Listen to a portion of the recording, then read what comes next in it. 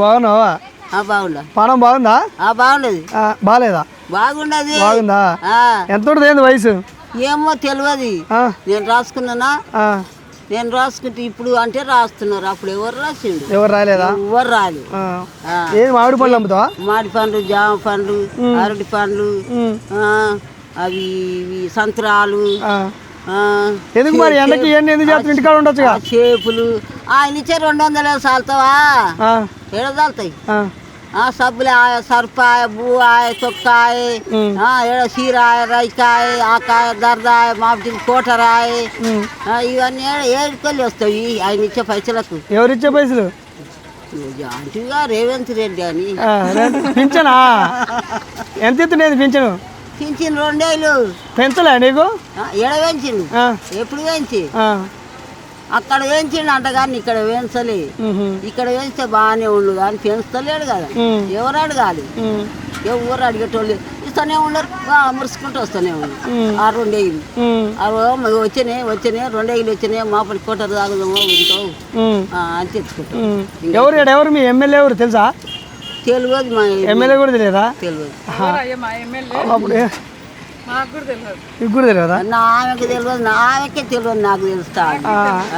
అప్పుడు కేసీఆర్ పింఛన్ ఇచ్చిండు మంచిగా ఉందా? ఇప్పుడు రేవంత్ రెడ్డి బాగా పరిపాలిస్తుండా, మంచిగా చేస్తుండా? ఆయన గంతే ఈయన గింతి. అంతేనా? అప్పుడు మాకు తొలుత 80 రూపాయలు వచ్చేది. 100 వచ్చేది. 100 పోయి 200 అయ్యింది. 200 పోయి 2 ఏళ్ళు అయింది. ఇంకా ఆడికే ఎప్పుడు 500 2 ఏళ్ళు 280 రూపాయలు. ఇవి 2 ఏళ్ళు ఇప్పుడు. ఇంకా ఆడికే 2 ఏళ్ళకే చాలా అయింది. ఇంకా ఆడికే కటు. ఇందిరా మిల్లు వస్తున్నాయా మీ ఊర్లో?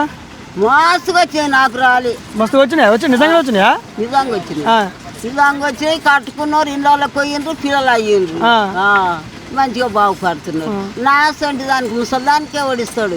ఎందుకు ఇలా నీకు? నాకెందుకు ఇస్తాడు? నా చేత అయితే అది అసలు దొక్కాలి, నీళ్ళు లేను, ముద్దెగిరయ్యా, రాయి మొయ్య, ఇటుక మొయ్య. నా చేతన అవుతుందా? చేతన అయిన వాళ్ళకి ఇస్తాడు. ముసలి లేనో చెట్టు కిందనో బొట్టు కిందనో కూర్చుంటే చల్లగా.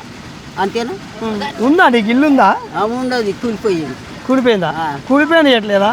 కూలిపోయింది కూడా ఇవ్వలేదు.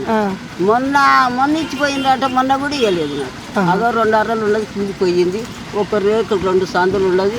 ఆ 2 సందుల్లో ఇన్ని మాడి పాన్లు, ఇన్ని అరటి పాన్లు, చేపులు ఇట్లుంటే ఇంట్లో కొండపోయి పెట్టుకుంటా.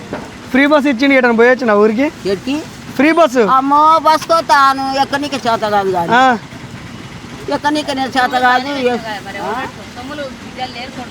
కొడుకులు ఉన్నారు, బిడ్డలు ఉన్నారు, అందరు ఉన్నారు. ఇప్పుడు చేపించుకున్నాను ఆ సొమ్ము. ఏడో ఎంకడికి చేపించుకుంటే అయిపోయా. ఇప్పుడు పూర్తిగా నీకు పోనే లేదు.